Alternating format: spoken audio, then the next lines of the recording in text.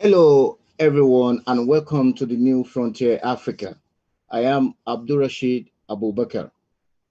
On the show today, we will be talking about Egypt, Sudan, Ethiopia, and the battle for the Blue Nile. On the show to discuss this with me today, I have Professor John MUKUM, economic professor, Webb State University.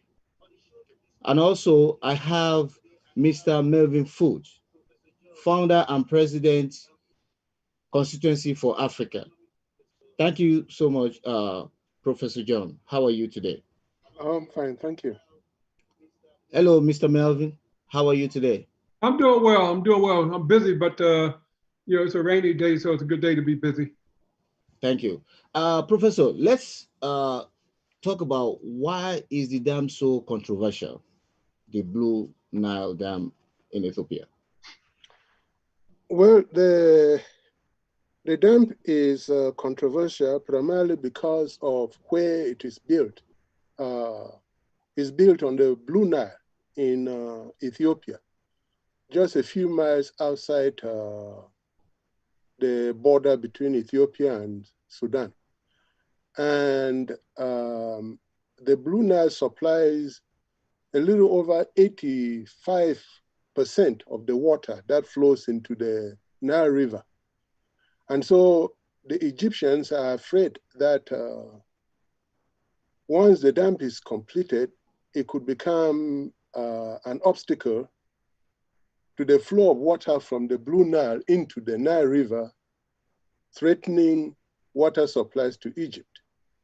I think that is primarily the reason why the Grand Ethiopian Renaissance Dam, which is also called GUT, has become very controversial because the Egyptians fear that its completion will create problems for them in terms of the water that they have in the Nile River, since the Egyptians get about 90% of their fresh water from the Nile River, and that water comes mostly from the Blue Nile, where the dam is located.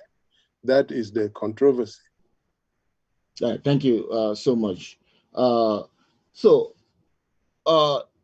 in your article published by the Brookings Institute, you said a long history of conflict and a shift in power dynamics.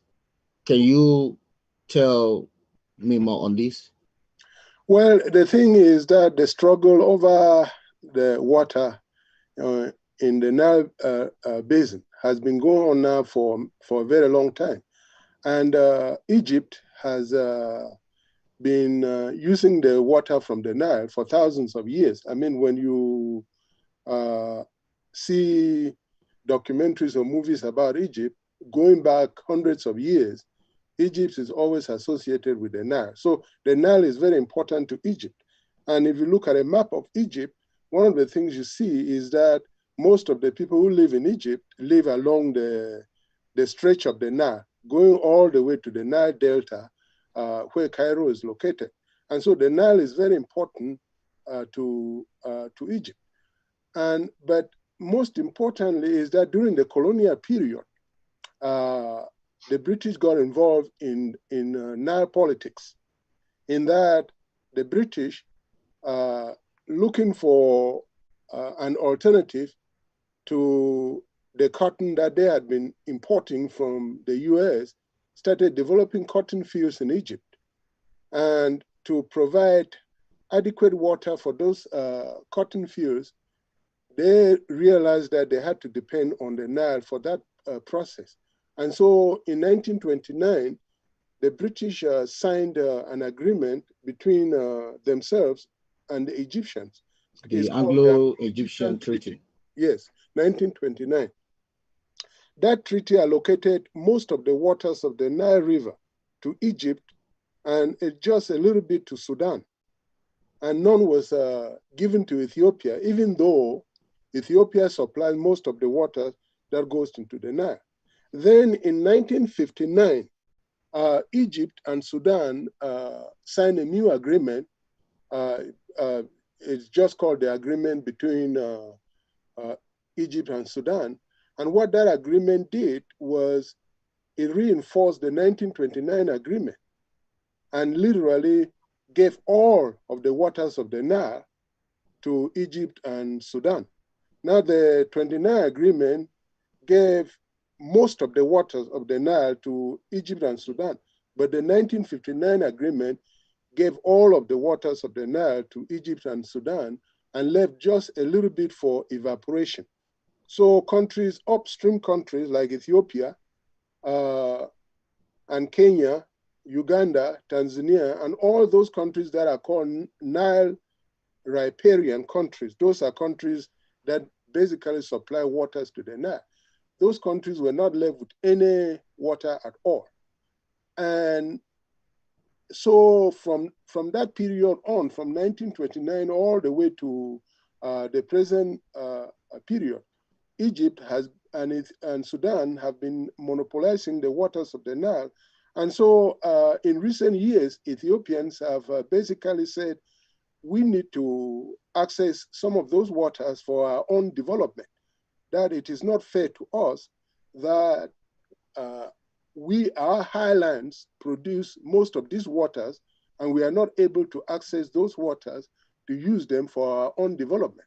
So one of the arguments given by Ethiopia was that they intended to build a dam, not for agricultural purposes, but for purposes of generating electricity so that they could use it for primarily for rural development and for other uses in Ethiopia. And that's how the dam came about. And that is one of the reasons why this problem has been lingering around for a very long time.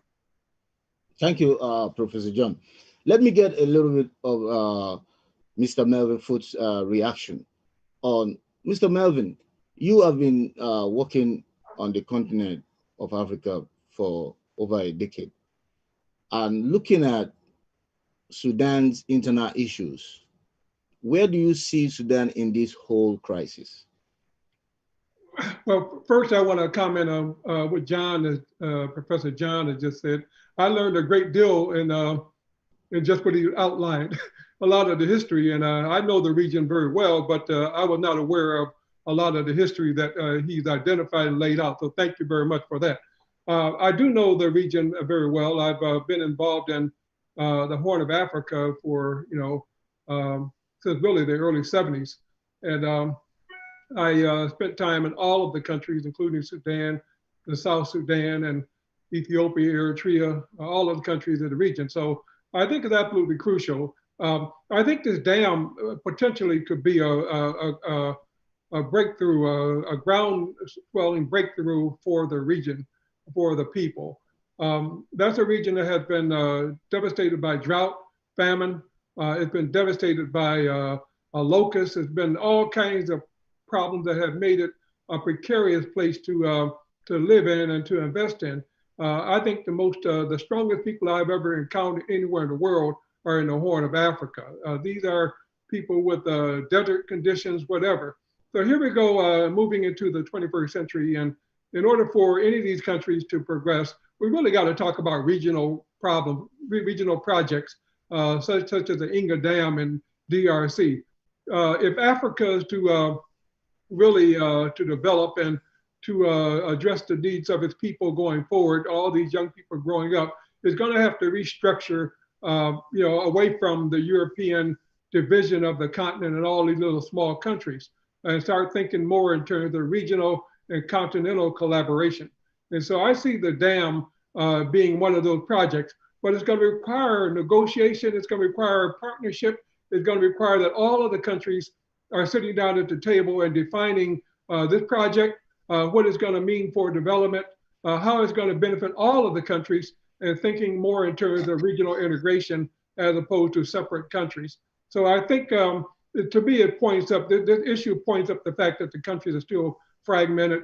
As soon as President Trump talked about, the Egyptians should bomb this dam, Well, the Ethiopians who love a war, Ethiopians love a war, was quick to say, okay, yeah, come on, let's have it.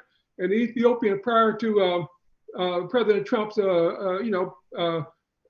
flippant remarks, they were fighting themselves. They were fighting their Romo. They were fighting. But this was a unifying force. All you Ethiopians saying, "Oh, let's go at it," and that won't be the right solution. So we got to really press these countries to dialogue. This is an African question, and the African countries involved should be sitting down and negotiating the peace and the way forward. African involved need to sit down and negotiate. So I will come back to that again. Yesterday, the AU chairperson, Musa Faki, tweeted his plans and the AU's position on negotiation process moving forward. Professor John, do you think this process, my producer, if you can bring that for the professor to see, is tweet from yesterday, Musa Faki, the chairperson of African Union. Okay, so Professor John, this is Musa Faki's tweet. I participated in a very productive ministerial meeting on the GERD with ministers of foreign and water affairs of Egypt, Ethiopia, Sudan, under the strong leadership of His Excellency President Ramaphosa of South Africa, where all parties agreed to resume AU-led negotiations. So, Professor, I want you to respond to this. Well, the thing is, as I've said several times on this issue, this is an African issue, and it is an issue that can only be resolved effectively through negotiation between the countries involved, most likely with the help of the African Union. The idea that countries are going out of the continent and trying to seek assistance from external actors like the US or the European Union to impose solutions on Ethiopia or on the region is not going to work. I think that in 2020, it's time for Africans to start, as Melvin said, it's time for Africans to start trying to resolve their problems by themselves. Right. And one of the problems that you have with this conflict in the Nile basin is that if a solution is imposed on Ethiopia or on the three countries by Washington, right, it will be very difficult for the individual countries like Ethiopia, for example, to sell the agreement to its own people. Because right now in Ethiopia, many Ethiopians look at the Grand Ethiopian Renaissance Dam as a symbol of national pride and identity for Ethiopians. Right. That's what this dam has become. It's a unifying item in Ethiopia. And so if anyone were to come from outside and impose an agreement that does not reflect the nature of that dam, most Ethiopians are not going to accept it. And I believe that it will be very difficult for an Ethiopian prime minister to sell an agreement to Ethiopians that simply is developed somewhere outside the continent and does not reflect benefits to Ethiopia and impose it on Ethiopians. So if you look at one of the reasons that Ethiopians have been struggling with Sudan and Egypt is that Sudan and Egypt are trying to impose, to go back to colonial agreements, the 1929 agreement and the 1959 agreement, agreements that most Ethiopians consider as being anachronistic and irrelevant to their well-being today. And so, and of course, agreements that were developed by European powers without any participation by Ethiopians.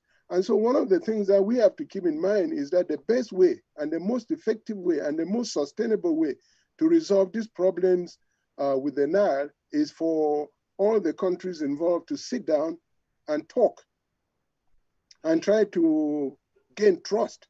Because without trust among the three countries, you're not going to have an agreement that is sustainable, an agreement that can last for a long time.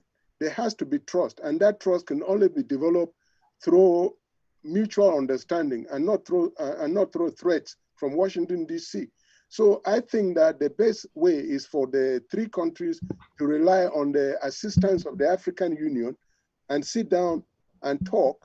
And then once they do that, they'll realize that they actually have more in common than they really think, because these are neighboring countries, and they can discover that they have similar problems. Egypt, Sudan, and Ethiopia, they are fighting poverty. They are fighting religious extremism. They are fighting climate change. They are fighting situations with extreme poverty in their rural areas. They are fighting access to water. So all these problems are common to the three countries. So why don't they sit together and find a way to look at the Nile as a regional resource, and as a result, approach this problem from that point of view and come up with an agreement that is mutually beneficial to all three countries and the other countries down the, upstream from Egypt and Sudan. Well, what is interesting to me is the fact that reading through your article, the controversy about the Grand Renaissance, Grand Ethiopian Renaissance Dam, you gave so many breakdown on a very unique process and approach which you think these countries should follow. And there has been agreements signed on 23rd of March 2015. President Abdel Fattah el-Sisi of Egypt and Umar al-Bashir, the former president of Sudan, Umar al-Bashir, and also Prime Minister of Ethiopia, Haile Mariam, signed a declaration of principles to resolve the disputes. But it didn't work. Professor, what do you think?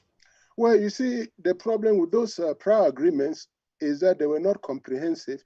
They didn't deal with all the issues involved in this problem. They did not deal with the critical issues, because if you go back and look at all those agreements, you discover that the Egyptians were insisting on what they call historical rights to the Nile. Yes. And those were the rights that were granted to them by the 1929 agreement and the 1959 agreement, as well as what Egyptians call their natural rights, because they've been using the Nile for so long, for thousands of years. Right. And so those are points that the Ethiopians did not agree to, but which the Egyptians continue to insist would be the foundation for agreements. You will recall that the Nile Basin Initiative, which was created back in the 1990s, actually came up with an agreement that the Sudanese and the Egyptians refused to sign. And one of the reasons they refused to sign that agreement was because they were not guaranteed that they will continue to enjoy those rights that were given to them by those colonial agreements. And so one of the reasons that those agreements have not worked is because of this argument by the Egyptians and the Sudanese, that any agreement must guarantee them the rights, they call them historical rights, that any agreement must guarantee them those historical rights.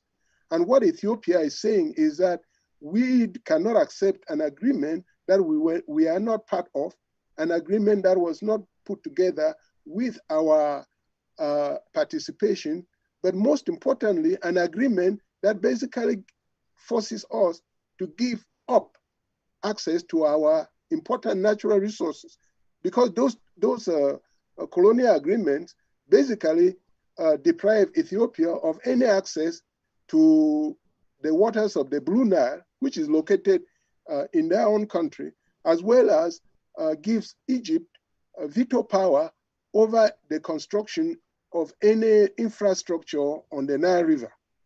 And so, in my opinion, that is one of the reasons why those agreements simply were not going to work right from the beginning. So what we are saying here is that with the help of the African Union, all these issues can be ironed out. And the three countries could come up with an agreement that is mutually beneficial. In other words, an agreement that benefits all the countries, not just some of them.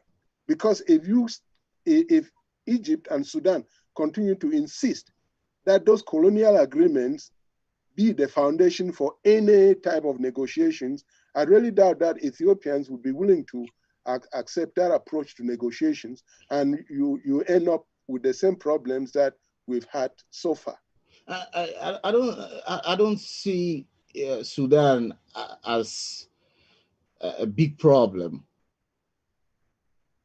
Looking at the past agreement and also looking at the past engagement, I don't see Sudan as a problem. And also, I want Mr. Melvin to respond to, looking at the internal crisis. Sudan just, went through some serious internal reform. There has been changes in government in Sudan. And you are a friend of, of Africa and Sudan as well. And also you are also from Africa now. So looking critically at Sudan, where do you, because Sudan is never a problem. Do you see Sudan coming quick to the table and say, hey, Ethiopia, Egypt, let's sit down and break bread and talk this over? Well, the reason that we're having this conversation is not because of either one of those countries. It's because of Donald Trump. Donald Trump is running for president of the United States, and he's doing everything possible to try to buttress his argument, which is, next week we're going to vote. Part of that has been the foreign policy. And, the Trump administration did a lot to broker the peace in Sudan. And I give them credit for that. They, the Bashir government after 30 years was deposed, and a peaceful democratic government is now in place in Khartoum. And I give the Trump administration, but that's not enough. Now we're talking about the sanctions and removing the sanctions, and they're twisting the arm of Sudan. They're really literally twisting the arm of Sudan in order for Sudan to get the sanctions lifted from the United States. They need to must recognize Israel. And, and obviously with the country as fragile as Sudan is right now, how are they going to take on a decision like that without any consultation of the Sudanese people, without any consultation of the neighbors, without any consultation of the PLA, the Palestinian Liberation people? And so here we go now, you're asking Sudan, which is having flooding in the Nuba Mountains. They're having tremendous economic challenges all across the country. People are not getting their bread. This government may not survive this. And so how are you asking them now to be the broker? The last thing Sudan wants right now to be put in the middle of a battle between Egypt and Ethiopia. That's the last thing they need right now, the last thing they want right now. So Trump, as opposed to, building on the peace agreement that he helped to broker, now you all of a sudden twisting their arm and treating them like they're nothing. Keep this in mind also that, traditionally Africa has been constantly pitted against each other for the benefit of Western resources. All across the continent, the game plan has been the usual plan. Pit this one against that one. And it wasn't until we're watching Trump and event this weekend. He just gets on the phone and say, "Oh, why don't you bomb the dam in Ethiopia easily? You got good American weapons. Just go ahead and bomb it." But what about Aswan? You don't think the Ethiopian would retaliate? But the winners will not be the African people in the region or on the continent. The winners, and they will do anything. As far as Trump is concerned, the Africans killing Africans, what's wrong with that? And so I don't want to be too negative about this, but this is something that the Africans clearly need to understand, and cooler heads need to prevail. And I'm glad to see the African Union is stepping up. Ramaphosa is the right person to lead this effort, and I'm optimistic that progress will be made under negotiations. Professor John, yes, because because of your expertise, let me dig deep a little bit on the economic implications for both countries. Let us look at, because the Egyptian argument was that we need this dam for our farmers to continue to farm and for irrigation and to have a safe haven. And like you said, they've been enjoying this dam for many years, for over 1,000 years. But on the other side, Ethiopian as well said this is going to be a very, great investment to take our people out of poverty, and also it will create almost 6,000 megawatts of hydroelectrics, which is very massive in Africa. So looking at the economic implications, what's your reaction? Well, the thing is, from the point of view of Ethiopia, first, what I'd like to say here is that the dam is an is for generating electricity. So it's not going to have a significant impact on the flow of water from the Blue Nile into the Nile, except during the period in which the dam will be filled.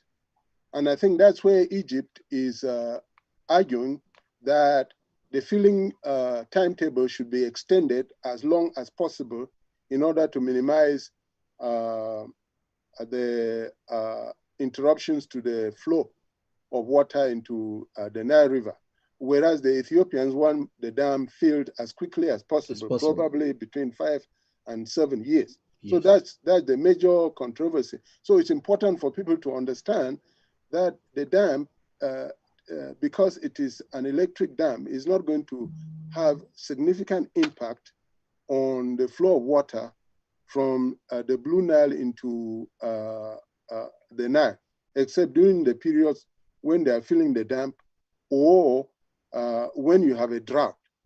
And so one of the things that has to be negotiated during that period of negotiations would be what would happen, or what the Ethiopians would do in terms of releasing water during a drought in order to minimize water flows into the Nile River. I'm sure those are not difficult issues because they can easily be negotiated between the three countries, especially between Egypt and Sudan.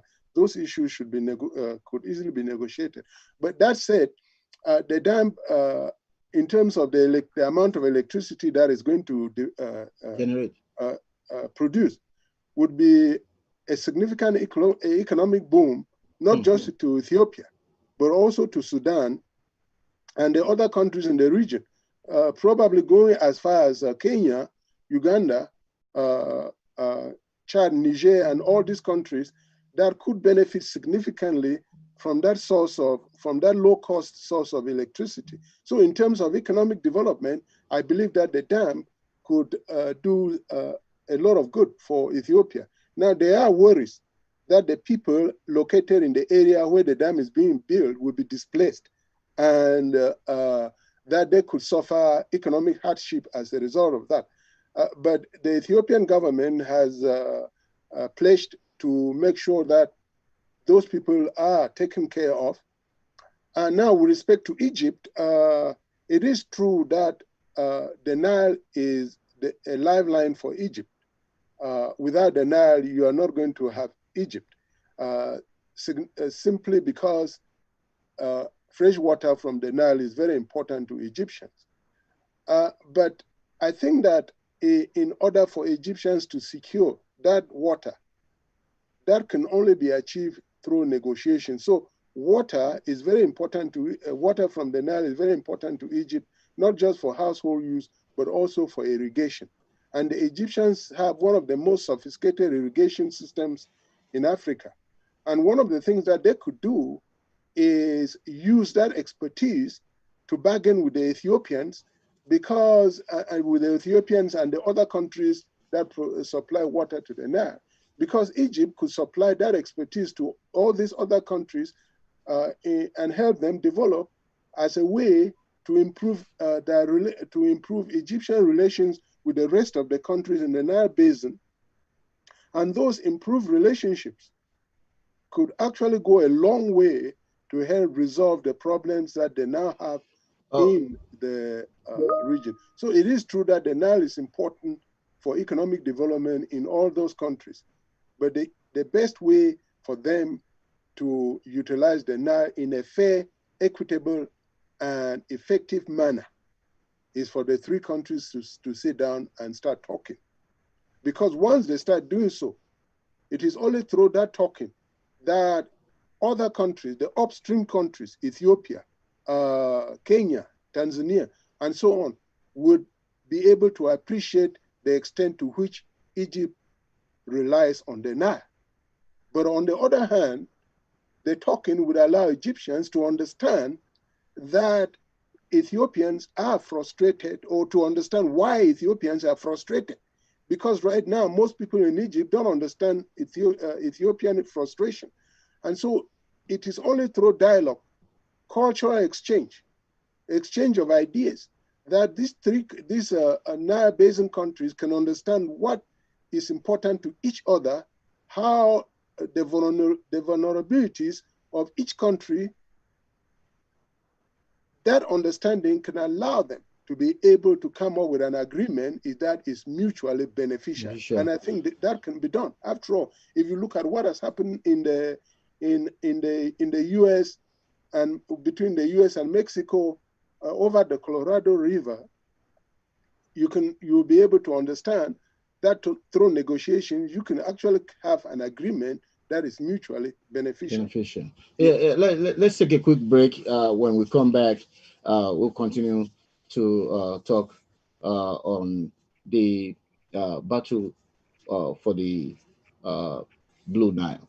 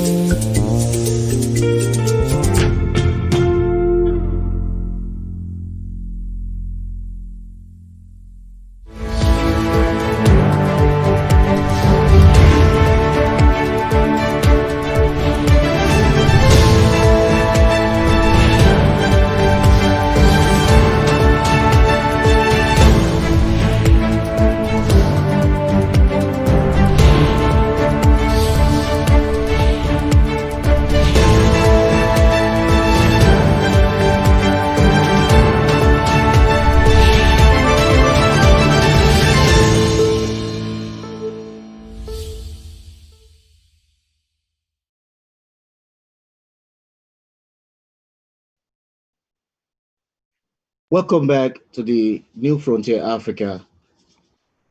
I am Abdulrasheed Abubakar.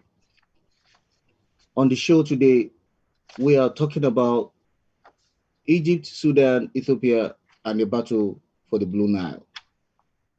I have Dr. John MBAKU and also Mr. Melvin FOOTE. Doctor, welcome back. Thank you.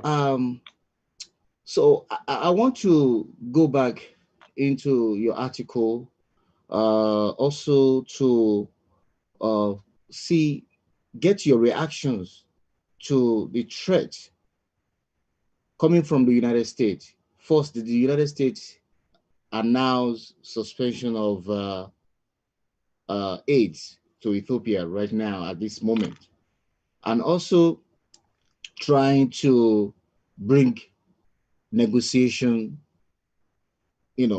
trying to bring both all these countries together for negotiation. What's your reaction to the announcement of the US government and also the threat coming from the US government? I think it's unfortunate because the US traditionally has been, especially in Africa, has been seen as a peacemaker. And many countries in Africa look up to the US as a country that is democratic and hope that the US will promote governing systems in Africa that are also democratic. And so the threat that came from the president was unfortunate for several reasons. One of the reasons is that the president made that threat in the midst of an effort to normalize relationships between Sudan and Israel. So in reality, the president was in the midst of trying to bring two countries together and develop peaceful relations. And so for him to then turn around and try to incite violence between two other countries in Africa simply negated what he was really doing. I don't know if the White House was aware of that. But you see, for those of us who were looking at what was going on, that is what we saw. How could you be in the midst of negotiating peace between Sudan and Israel, at the same time be inciting violence between Egypt, two African countries, Egypt and Sudan? and Ethiopia. So Egypt and Ethiopia. So that is a problem. So many people, if you read what has been written on the internet and also on social media about what the president said, many people consider that remark to be reckless. These are some of the things that I saw. Some people say it was reckless, it was irresponsible. And for me, I believe that it shows a total lack of understanding and appreciation of the complex nature of the situation in the Nile Basin. What the president said basically showed that Washington doesn't really understand what is going on in the Nile Basin. And when you think about it, as Melvin already mentioned, if Egypt, using the enormous military aid that is given to it by the US, were to attack Ethiopia, the Ethiopians are not going to simply sit around and not respond. But you see, if they respond, then the whole region would go into war and the destruction would be significant. And I'm sure that the Sudanese are not likely to follow along with Egypt, primarily because if there is a war between the three countries, the Sudanese will lose a lot, especially considering their proximity to Ethiopia, and the fact that they stand to gain a lot from the electricity that is going to be developed by this dam. But perhaps more importantly is that any attack by Egypt on Ethiopia would violate a lot of international and regional agreements. And one of the regional agreements would be the Constitutive Act of the African Union, which specifically forbids that kind of action by one country against another. And so I think that Egyptian authorities would be foolish to go to war with Ethiopia over the dam, primarily because the African Union would certainly not sit back and allow that to happen. And even if they did, other African countries would not allow that to happen. Also, there is no guarantee that if they go to war, they'll be able to have the kind of access to water that they want. Because a war could eventually end up causing the kind of havoc that would render the Nile unusable for many years to come. So I think that listening to the US and going to war would be a terrible mistake on the part of Egypt. The best approach for Egyptians right now, and Sudanese, is to follow the African Union and negotiate a peaceful agreement that will allow them to have adequate access to the water that they need for their own development. I think looking at Egyptians, engagement with the AU, looking at the fact that President Al-Fattah al-Sisi was the AU chairperson for 2019, and their commitment, renewed commitment with the AU, I think there should be a significant and positive outcome from the AU's intervention. I'm just being positive. Mr. Melvin, I want to get your reactions, to a way forward for Egypt, Sudan, and Ethiopia. What do you think is the best way forward for them from now? Well, I think the best way forward is for us to have a nice election here in the United States next week, and let's change the policy. One of the things that strikes me is I haven't heard anything from the Assistant Secretary of State for Africa, Ambassador Tibor Nagy. I haven't heard anything from them about this. Where is the State Department on this thought? I'm sure that the U.S. administration, USAID, and people who do development, they were shocked when they heard this from our president. They were shocked too. I'm sure that Pompeo was shocked when he heard this on live TV from our president. I think the African Union, in the spirit of the Continental Free Trade Agreement, in the spirit that the African Union is stepping up for its role of coordination on the continent, will do the right thing. I'm pretty confident about that.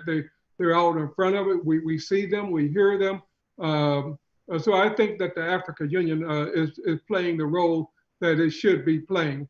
I think the African countries themselves involved will want to negotiate. So you spoke to the Sudanese ambassador. You welcome him when he assumed office. You've talked to him, and I guess he will be willing to work with the constituency for Africa. What feelings do you get from him in terms of internal issues, in Sudan? He's a wonderful diplomat. He's not a diplomat by training, so he's not the typical ambassador. I think he's going to be well received in various circles here in the United States, and I'm certainly going to do all I can to make sure that he's well introduced and all that. I think he's rational about it. We've had intimate conversations about Sudan and the processes that it's going through. And I think that the spirit of Sudan is not to go to war with anybody right now. They really are trying to sort out the issues of the country. They really want to get the issues of terrorism off their back. They're trying to make all of the moves that they should be making as a country going through what it has gone through.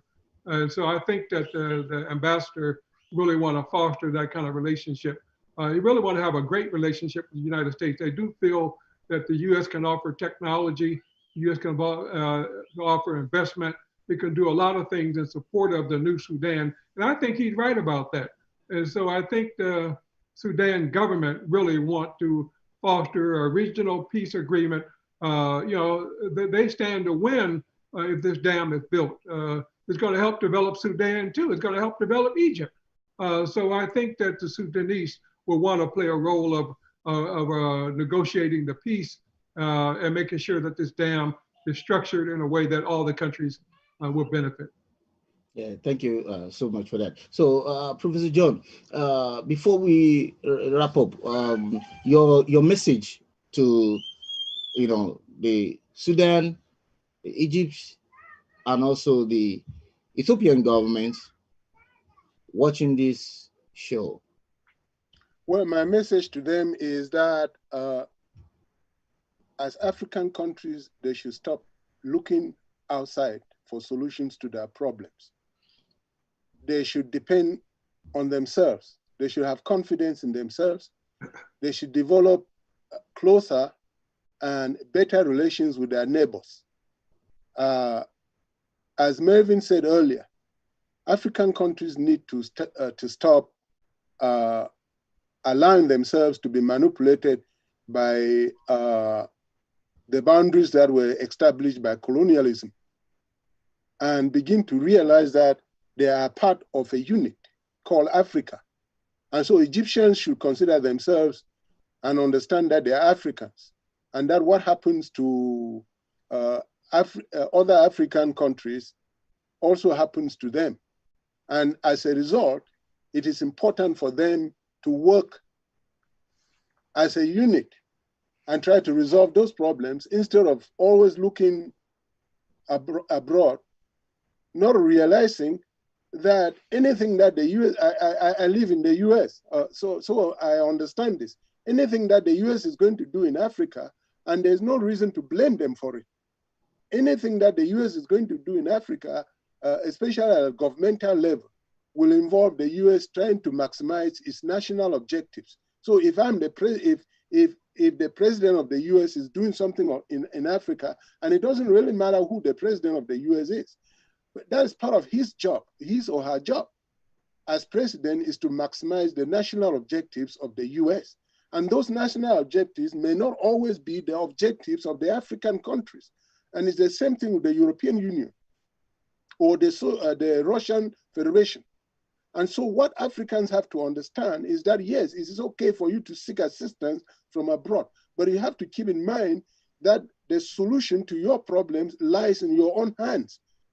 Because if you go abroad to seek solutions, you're going to entangle yourself with situations in which you may be forced to do things that are counterproductive, things that don't benefit your own citizens, simply because you are maximizing someone else's objectives. So when it comes to the Nile River, the negotiation should be based on African solutions led by the African Union, so that those solutions will be solutions that take into considerations the problems that the Egyptians have with respect to water, the problems that the Ethiopians have with respect to development, the problem that the Sudanese have with respect to managing a large population, a large diverse population of people, and providing them with the necessary tools to be able to have enough food to eat and promote development in the country. And so if you take all those things into consideration, you see that the only solution, the only way forward is for an African Union-led negotiation team that will provide these three countries with a solution, with an agreement that is mutually beneficial. Any other way would simply lead to the same thing that we've seen in the past. And that is continuous fighting between people who shouldn't be fighting with each other. Thank you so much, Professor, for that thoughtful insight. Thank you so much. Mr. Melvin FOOTE, your message to Egypt, Sudan, and Ethiopia. Well, I agree fully with John. John really echoed the things that I feel about it. It's not just the United States that Africa got to be concerned about. They got to be concerned about China. They got to be concerned about Russia. They got to be concerned about all of these countries. The U.S. just today signed a military agreement with the DRC. Why a military agreement with the DRC? Are we trying to secure the people of the DRC? This is about securing coltan, oil, gas, minerals, cobalt, and the likes. It's blatant. So Africa, as the AU strengthens and as Africa strengthens, they got to be very careful about its negotiation with the rest of the world. It's always been unfair, and it's going to continue to be unfair if we allow it to be. So, I think this has been a very healthy conversation. I do hope that the governments of the region will see this broadcast and hear what we have to say. I'm also thinking that, CFA will have to build something, maybe after the election sometime, where we can actually build a discussion among the diaspora around the same topic. And John, I certainly would want you to be part of that, you know? Yeah, most definitely. I want to talk to Dr. John more on, because Professor John is an expert on the economics. You know, it's also attorney. You know, he's an attorney. Right. You know, in Utah, is well grounded when it comes to you know, talking about you know, Africa and also African diaspora. So most certainly we can get him engaged on that. I want to talk to him more about Africa economy and you know, and many more. Thank you so much, Mr. Melvin Foote, for your time. Thank you so much, Professor John, for your time. I look forward to more, you know, fruitful conversation with you, and also Mr. Melvin. Until we meet again, I say have a wonderful day. Bye. Thank you. Bye. Thank you.